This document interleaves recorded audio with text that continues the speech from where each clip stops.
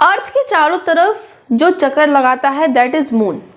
ये moon earth पे गिरता क्यों नहीं है, क्यों नहीं गिरता है, इसके पीछे लगने वाले फोर्सेस और जो फोर्सेस नहीं लगते हैं वो सारे हम इस चैप्टर में पढ़ेंगे, दैट इज सर्कुलर मोशन। तो what is circular motion? Circular motion is a movement, circular motion is a movement of object along the circumference of a circle। Circular motion एक मूवमेंट है ऑब्जेक्ट का along the circumference of a circle। Now we will talk about few terms that are angular displacement, angular velocity and angular acceleration। So now we'll talk about angular displacement। तो angular displacement suppose एक circle park है, उस circular park के बीचों बीच at the centre पे आप बैठे हो, उस सेंटर पे सपोज मैं बैठी हूँ, एक आदमी वहाँ पे है, वो वहाँ से डिस्प्लेस होके वहाँ जा रहा है, तो उसको देखने के लिए मैंने इतनी अपनी मुंडी घुमाई, तो जिस एंगल से अपनी मुंडी घुमाई that is angular displacement, that angle is angular displacement. तो डेफिनेशन क्या है? The angular displacement is defined as the angle through which an object moves along the circular path. Okay, और वो जो एंगल जितने से वो डिस्प्लेस हुआ दैट एंगल को हम कह सकते हैं डेल्टा थीटा। डेल्टा थीटा का जो यूनिट होता है वो रेडियन होता है और ये डायमेंशन लेस होता है, ये डायमेंशन लेस होता है। एक पॉइंट है जो कि बहुत इंपॉर्टेंट है, जो स्मॉल मतलब डी थीटा है, स्मॉल एंगुलर डिस्प्लेसमेंट है, वो वेक्टर हो सकता है, but large angular displacement can't be a vector. So now we will talk about angular velocity, जिसको हम डेनोट करते हैं ओमेगा से। ओके, तो स्ट्रेट लाइन मोशन में जो एवरेज वेलोसिटी होती है that is equal to del s by del t, but in angular velocity omega average is equal to del theta by del t। Similarly instantaneous velocity, in straight line motion instantaneous velocity is equal to ds by dt, and in angular velocity omega instantaneous is equal to d theta by dt, and the unit of angular velocity is radian per second, और इसका dimension क्या है?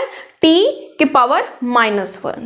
Now we will talk about angular acceleration, जिसको हम donate करते हैं alpha से। Straight line motion में average acceleration is equal to del v, that is delta velocity upon del t, and in angular acceleration alpha average is equal to del omega. Omega क्या है? हमारा angular velocity है, del omega by del t. Similarly in instantaneous angular acceleration is equal to d v by d t, but in angular acceleration alpha मतलब alpha instantaneous is equal to d omega by d t. So this is all about angular world. Now we will talk about relation between linear and angular quantities in circular motion.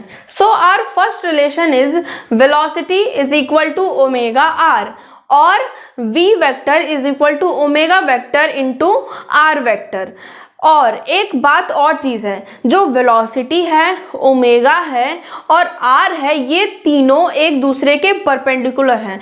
These are mutually perpendicular to each other. दूसरा important relation है that is acceleration is equal to alpha r, और actually a vector is equal to alpha vector cross r vector. और acceleration actually ये tangential acceleration है, जो कि हम आगे पढ़ेंगे। Now we will talk about comparison between linear and angular world. तो जैसे लीनियर है, ये लीनियर का कॉलम हो गया, ये एंगुलर का कॉलम हो गया।